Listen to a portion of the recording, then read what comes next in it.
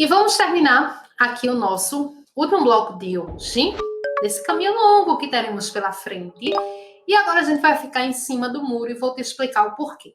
Mas em cima do muro, no sentido. A gente disse o que era atividade de empresa, ok. A gente disse o que não era atividade de empresa, ok, cheque, tá tudo certinho. Agora, gente, a gente vai tratar de uma situação um pouco peculiar, de uma figurinha sui generis, de uma figurinha que fica ali no meio termo, mas em que sentido ela fica no meio termo? A gente vai dizer aqui a vocês que estamos tratando da figura do ruralista.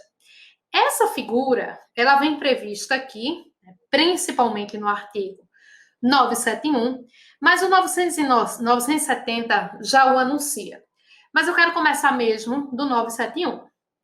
Veja, a gente vai fazer aqui a sua leitura, tá certo? Mas antes disso, deixa eu voltar aqui um pouquinho com vocês o que a gente falou no outro bloco. Deixa eu só localizar aqui, tá aqui. Eu vou deixar limpinho aqui para a gente falar sobre isso agora.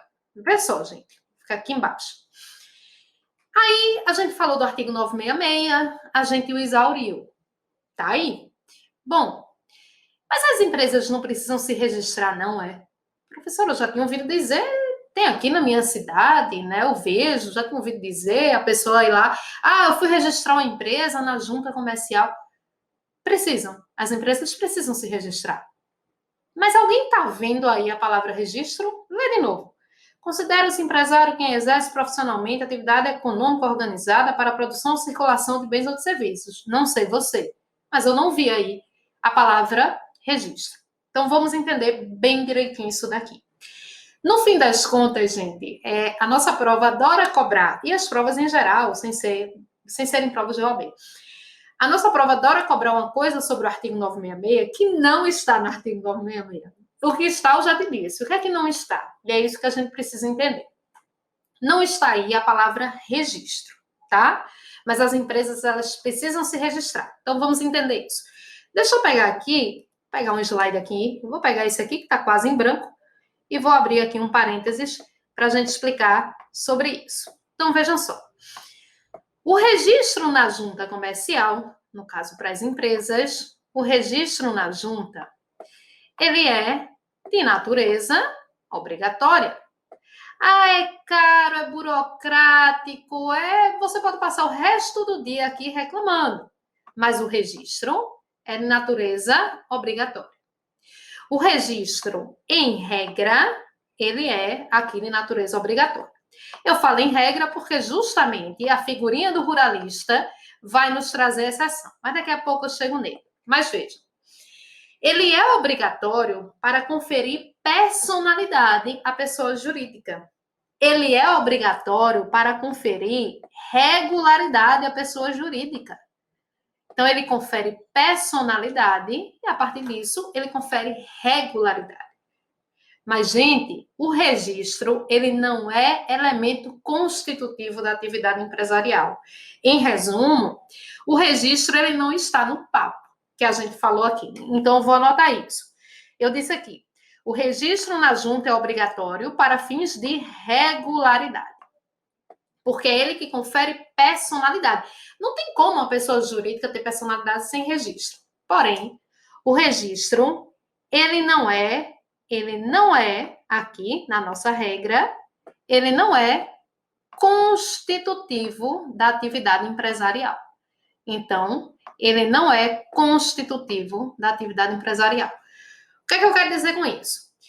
Se Maria vai vender sapatos de maneira organizada, vendendo bens profissionalmente e objetivando lucro, gente, mesmo que ela não registre a sua atividade ela é de empresa. Agora, ela é de empresa irregular, mas ela é de empresa. Porque o registro não é elemento constitutivo. O registro é elemento que serve para regularidade, tá certo? Em outras palavras, a natureza do registro na junta, em regra, a natureza ela é declaratória. Então, a natureza do registro aqui no nosso esquema é declaratória. Porque ela declara se a empresa é regular ou não. Vou resumir o que eu disse aqui, ó. O registro na junta, ele é obrigatório, eu falo da regra. para lhe conferir regularidade, personalidade. A partir do registro, existe uma função nele declaratória. Ele declara se a empresa é regular ou não. Mas o registro, na regra do 966, ele não está no papo. O registro não é constitutivo da atividade empresarial. Já perdi as contas de quantas vezes isso foi questionado em nossa prova. Ok? Eu disse a você que a gente ia começar a falar de registro. Registro é uma coisa que a gente fala literalmente até a última aula. Mas a gente precisa falar, tá?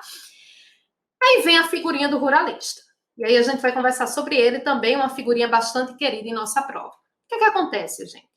Na nossa legislação em geral, direito previdenciário, trabalho, existem regras diferentes para o ruralista. Né? Isso conforma até, na verdade, aqui para nós, né? A preocupação que o poder público tem, que essas pessoas... A gente viveu o êxodo rural muito forte por muitas décadas. Então, de certa maneira, que essas pessoas ficassem lá na zona rural.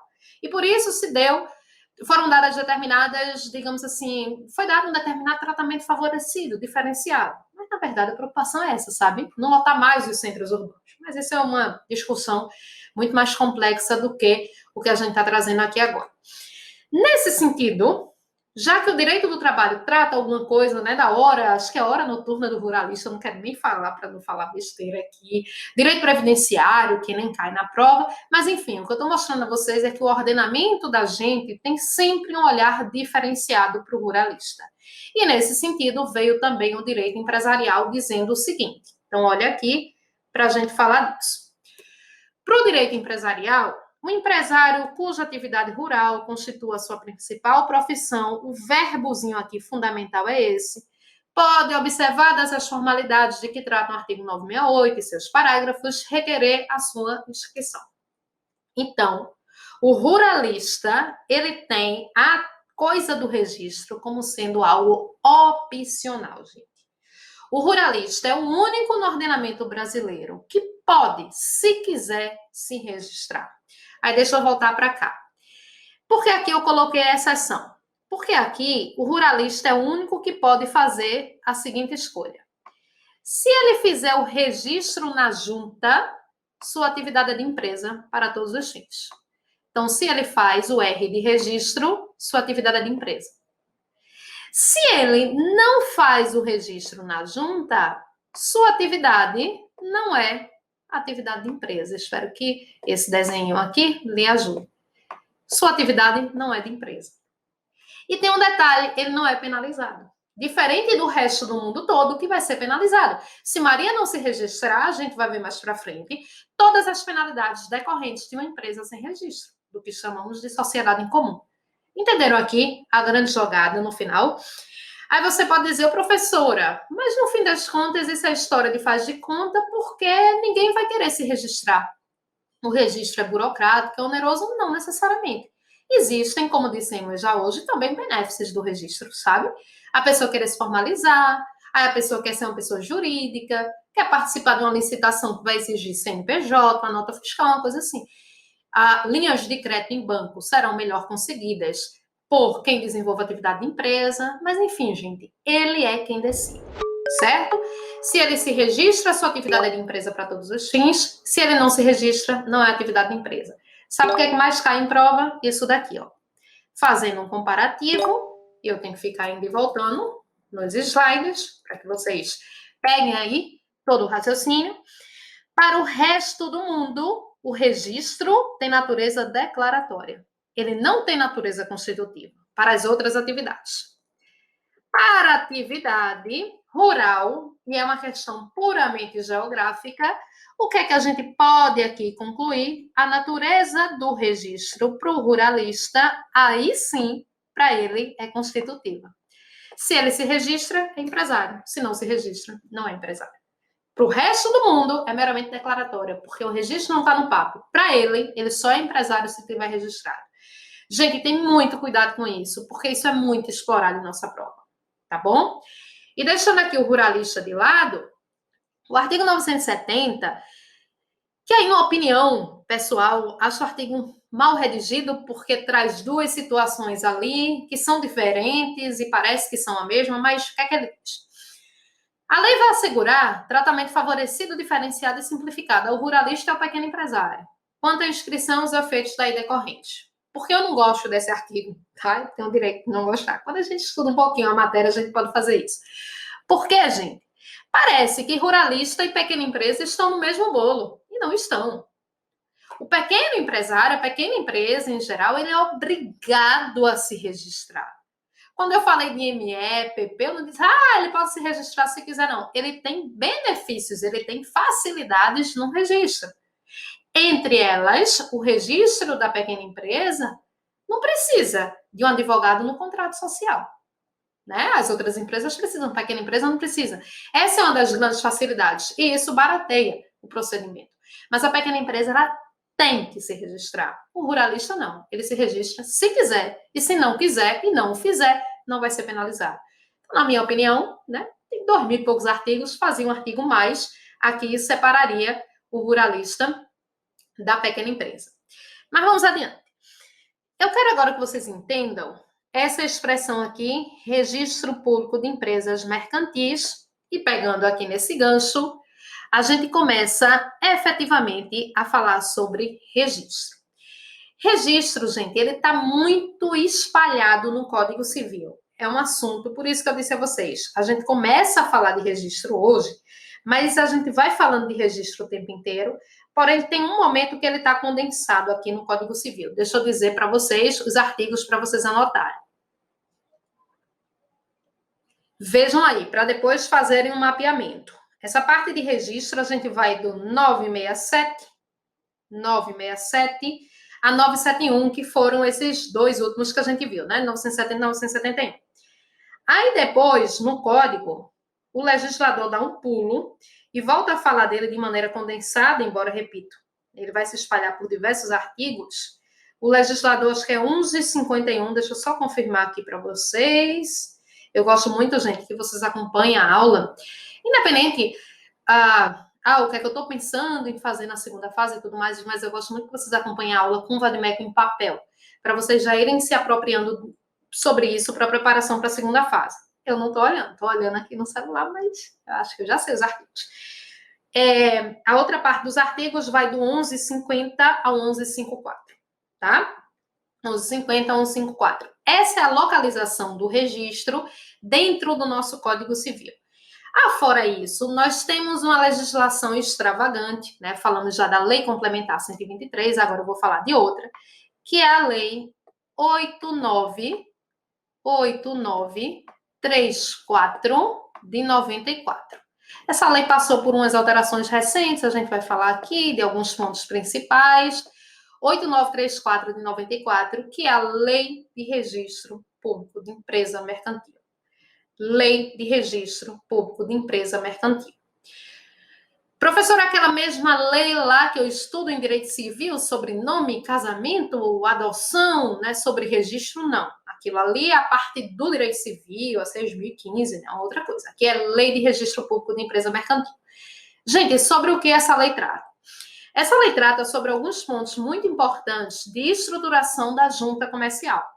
O Código Civil, ele fica mais com essa parte do registro, como se faz, o que é necessário, o que levar, e por aí vai.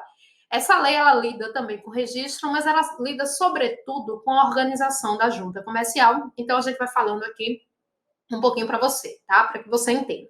E eu quero que você entenda lá aquela expressão registro público de empresa mercantil. Deixa eu vir para cá, vou fazer uma coisa aqui. Deixa eu pegar... Tá aqui, um slide em branco para a gente desenhar. Vejam só. Vocês perceberam lá no artigo 971 que a expressão foi registro público de empresa mercantil. Dificilmente no código, acho que 2 oportunidades apenas, a gente vai ler a expressão junta comercial. Então, dificilmente também na prova vem a expressão junta comercial, porque a prova se utiliza dos dispositivos legais. Então, como é que a gente entende isso daí? Quando o legislador falar, quando a gente lê aqui 200 vezes registro público de empresa mercantil, está se referindo, né, a todo o sistema de registro de empresas em nosso país. Então, nós temos as juntas comerciais, certo? Nós temos as juntas comerciais. E as juntas comerciais, gente, elas são órgãos estaduais. Eu coloquei essa foto aqui, essa não foi à toa, não foi só para ilustrar. Quer dizer, nenhuma é, né? Todas elas, eu fico colocando essas fotos no sentido de que a memória fotográfica vá buscando a coisa para você na hora da prova. Eita, aquela figura da pessoa lá na zona rural, a figura do ruralista, essa é a intenção. Vai que funciona. Aqui eu coloquei uma foto da nossa. Aqui a sigla eu acho que é fácil da nossa, que é a JUSEP, Junta Comercial do Estado de Pernambuco. Pois bem, lá em Brasília tem um órgão muito importante que a gente estava falando dele, a gente começou falando dele lá das instruções normativas, estão lembrados? Que é o DREI, certo? Está situado lá em Brasília. É como, gente, se fosse assim, vou fazer uma comparação bem a grosso modo. É como se as juntas comerciais fossem os tribunais de justiça dos estados e o DREI e o STJ. Bem uma comparação bem grosseira, tá? O que é o DREI? Você precisa saber. A gente vai falar dele diversas vezes, eu não vou mais traduzir. O DREI é Departamento de Registro, Empresa e Integração. Departamento de Registro, Empresa e Integração é o nosso DREI. Então, várias das coisas que falaremos aqui são instruções normativas oriundas do DREI. Tudo que está na junta comercial é público. Os assentos que estão na junta são públicos, fazendo uma comparação com o cartório de registro de imóvel. Então, quero consultar uma empresa, eu posso consultar, hoje em dia, gente, como tudo que a gente faz na vida da gente, né? É quase que tudo feito de modo virtual, né? Quem lida muito com junta é muito mais contabilista do que propriamente advogado. Então, contabilista, contador, né? No código está contabilista, mas contador a gente ainda fala, porque normalmente todo mundo conhece como sendo contador, questão de terminologia. Então, o contador, contabilista, como você prefiram, eles têm lá um token, do mesmo jeito que a gente tem do PJE, e eles ficam acessando, porque essa coisa do dia a dia da junta é muito mais efetivamente de contador do que de advogado. Bom, tudo que está na junta é público, como eu disse a vocês, né? Hoje em dia, a gente roda com a numeração única das empresas, que é o seu CNPJ, né? Embora você tenha o CNPJ como sendo uma coisa que interessa muito mais a Receita Federal, né? Como CPF da gente é atribuído pela Receita Federal, mas então você tem esses acessos a essas empresas, né? Tudo que está lá é público. E aí eu queria aqui colocar para vocês as principais funções da junta. A principal função da junta é arquivar atos constitutivos. Gente, arquivar para a gente não é encerrar, tá certo? Antes que alguém pense assim, arquivar uma empresa. Arquivar ato constitutivo é registrar, certo? Então, essa é a função principal das juntas comerciais. Elas vão registrar empresas.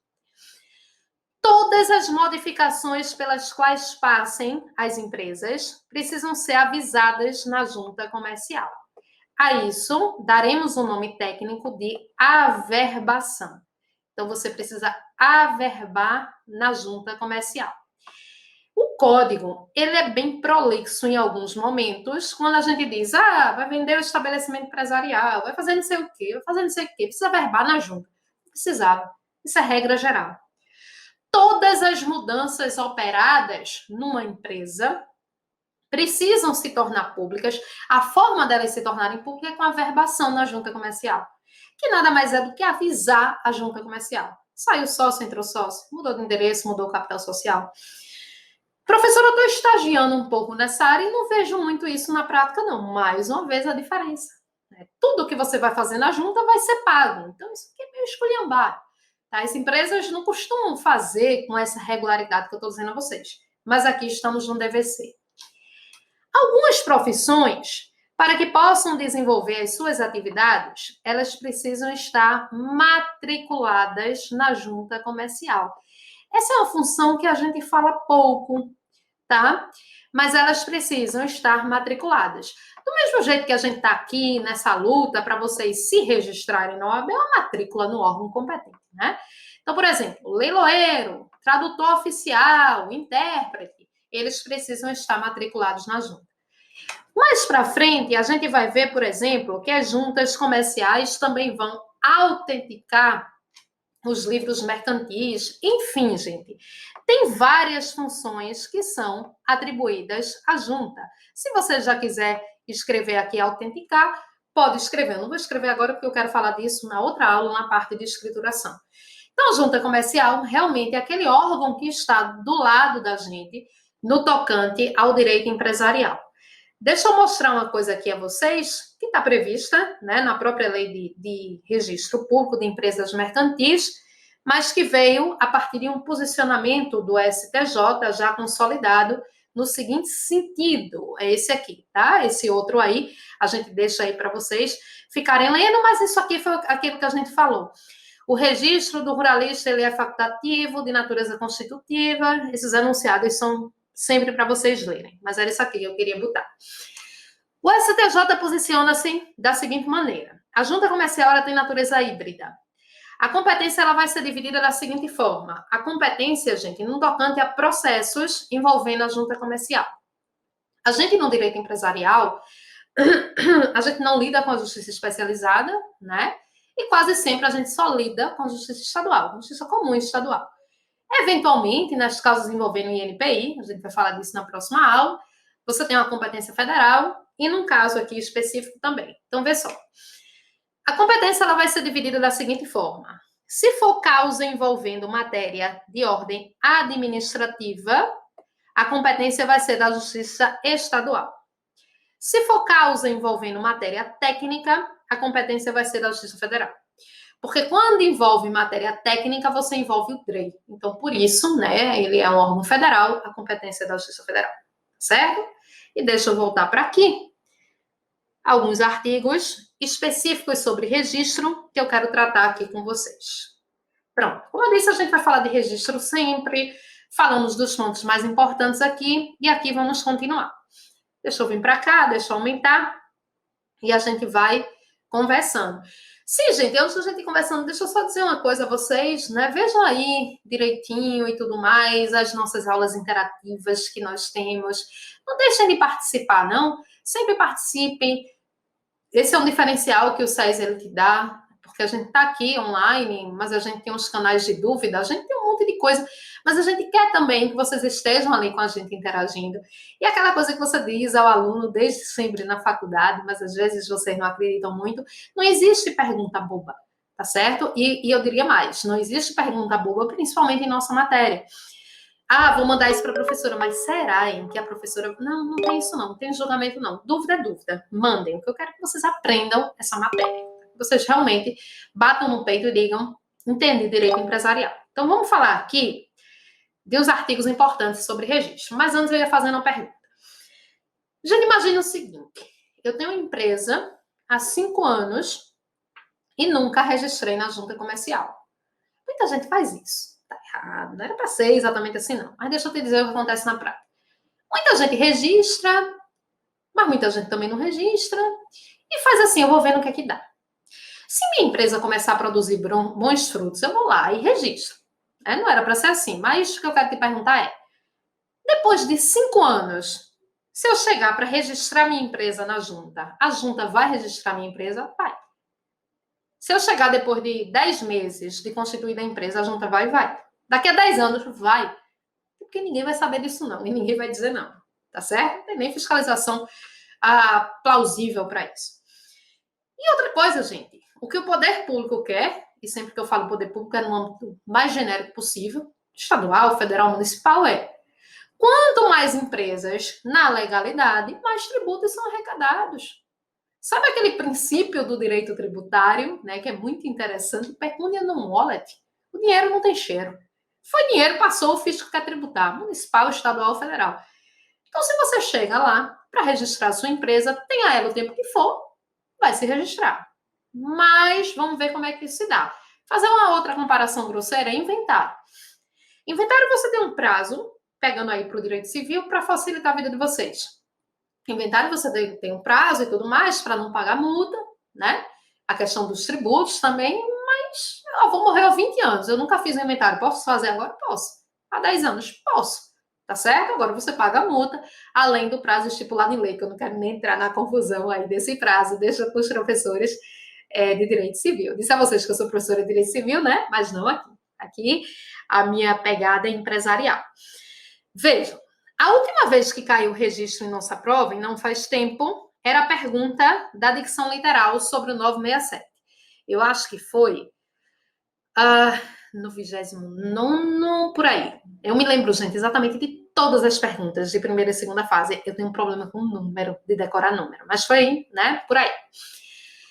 E a pergunta era a dicção literal do artigo 967, que diz: é obrigatória a inscrição do empresário no registro público de empresas mercantis da respectiva sede antes do início de sua atividade. Acho que esse artigo é muito claro. Então, Renata, vai lá, digamos, eu vou abrir uma sorveteria. Então, antes de abrir as portas aqui no calor da gente, né, pega muito bem, antes de eu começar a funcionar e tal, minha empresa ela deve estar registrada, tá? Então, 967 é isso que ele diz. Memoriza isso e aí eu vou lá para o 1151. O 1151 ele vai dizer para mim: o registro dos atos sujeitos à formalidade exigida no artigo antecedente, né, no caso 1150, é claro, vai ser requerido pela pessoa obrigada em lei. Em caso de omissão, demora por sócio ou qualquer interessado. Em resumo, né? Quem é que pode fazer o registro? Em regra, quem faz o registro é a pessoa obrigada em lei, que costuma ser o administrador da empresa. Mas se ele não fizer, se ele demorar muito, sócio ou qualquer interessado, certo? Aí vem o parágrafo primeiro e diz: os documentos necessários ao registro, eles deverão ser apresentados no prazo de 30 dias. Esse prazo vai ser contado da lavratura dos atos respectivos. Requerido além do prazo previsto neste artigo, o registro somente produzirá efeito a partir da data de sua concessão. Gente, eu quero mostrar isso aqui para vocês com base em um desenho, tá? Para ficar fácil de vocês entenderem. Mas me ouve bem o que eu vou dizer agora. Existem em provas em geral, eu digo isso em todo concurso público, em OAB, pode ser Ministério Público, magistratura, o que for. Existem em provas em geral, basta você entrar em qualquer desses seus aplicativos, inclusive no nosso, né, do SES e tudo mais, para fazer questões de concurso, que você vai testar o que eu vou te dizer, e eu não vou mentir para você. Existem duas perguntas fundamentais sobre registro: a natureza jurídica do registro, que já falamos. Para as atividades em geral, a natureza é meramente declaratória, para o ruralista ela é constitutiva. Esse é um ponto. E o outro ponto é o que está aqui. Mas eu vou abrir aqui um quadro em branco para a gente poder falar sobre isso. Espera aí, professora. Deixa eu voltar para o quadro em branco. Vou apagar isso aqui para a gente falar. Então, vê só. A atividade empresarial começou aqui. Eu e minhas linhas retas. Né? Você vai dizer, professora, eu já notei que você tem um problema de coordenação motora. Mas está aqui, está quase reto. A atividade empresarial começou aqui, tá certo? O que é que o 967 diz? O 967 diz que o ideal é que a empresa já esteja registrada antes do início de sua atividade. Aí, gente, é engraçado que o 1151 é como se ele dissesse assim, sabe? Em outras palavras, traduzindo para uma linguagem popular. Ah, o povo é brasileiro. Brasileiro nunca vai fazer hoje o que ele pode fazer daqui a 30 dias, tá? É como se, nos parágrafos do artigo 1151, você tivesse um prazo de lambuja. Como assim? Se os documentos forem apresentados num prazo de 30 dias, sua empresa está regularmente constituída, tudo bonitinho. E aí, o que é que a prova vai te perguntar? Se os documentos forem apresentados nesse prazo, a empresa vai ser reputada como regular desde o início de suas atividades. Ou seja, se os documentos forem apresentados no prazo de 30 dias, os efeitos do registro irão retroagir, serão ex tunc. É como se ela tivesse regular desde esse primeiro dia. Por exemplo, a gente vai ver que existe prazo de registro para pedido de recuperação judicial. Então, esse prazo aí já estaria contando, entre outros efeitos. Se, no entanto, o registro ele for feito aqui a partir do 31º dia, tá? Se ele for feito a partir do 31º dia, vamos dizer que eu registrei minha empresa 3 anos depois do início de sua atividade. Chego lá na junta, a junta vai registrar, a junta não vai se negar, ok, pode registrar. Mas os efeitos do registro não irão retroagir à data do seu início. Os efeitos do registro serão ex nunc. Essa daqui é a diferença. Então, essas duas perguntinhas aqui sobre registro, a natureza e essa coisa da retroatividade ou não dos efeitos, vocês precisam saber. O ideal é antes. Se não for antes, a lei dá um prazo de lambuja de 30 dias. Apresentados os documentos nesse prazo, os efeitos do registro vão retroagir. A empresa vai ser regular desde o seu início. Além disso, pode registrar a empresa, mas os efeitos do registro não irão retroagir. Isso é o que está na combinação dos parágrafos do 1151. E não há fiscalização sobre isso, tá, minha gente? Mas, assim, em tese, é isso que a gente tem. Várias vezes eu vou dizer isso a vocês, vocês já estão acostumados com isso. Nossas provas, elas lidam com o campo do DVC, né? Não efetivamente com o campo do C. Então, é isso que deve ser aí, que a gente deve aplicar para a nossa prova. Bom, gente, então ficamos hoje por aqui, tá certo? Deixa eu vir para cá. A gente vai ficar hoje por aqui. A gente já viu coisa demais, né? A gente nem terminou aqui esse material todo, mas vai ficar para a próxima aula, não tem nenhum problema com isso. E aí façam isso que eu disse. Vão realmente mastigando o assunto, vão mapeando, vão tirando as dúvidas, vão fazendo a leitura dos textos legais, além dos artigos que nós lemos aqui os mais importantes, mas citamos diversos para que você possa ler em casa. Gente, só mais uma coisa antes da gente acabar. Eu costumo dizer que a gente, como professor de OAB, a gente é como personal trainer, sabe? Para você fazer ginástica. A gente sabe que a gente tem que se exercitar, né? Todo mundo não sabe. A gente sabe que a gente tem que se alimentar bem. A gente não faz isso. A gente não costuma fazer isso toda hora, né? Bom, eu pelo menos não. Mas a gente sabe. Mas o personal trainer, ele tá ali para te instigar, né? Dizer, olha, vai, bora por aqui. Vamos, vamos. E a atividade dele é de suma importância. Por causa disso, que ele vai te direcionar. É aqui, gente. Tá certo? Você sabe que tem que estudar, você sabe que não pode preferir ou preterir uma disciplina, o que quer que seja. E a gente tá aqui para isso, para te dizer, vai por esse caminho, vai por aquele, mas aí tem a sua parte agora. De pegar essas 2 horas de informação de minha voz na sua cabeça, depurar, organizar e aprender. Porque assistir a aula é uma coisa muito importante. Você adquiriu um curso para isso. Mas ela é um pedaço do processo. O processo agora termina com você aí na sua casa, no seu escritório, onde você esteja fazendo o estudo e tirando suas dúvidas. Até a próxima aula e não me abandonem. Um abraço.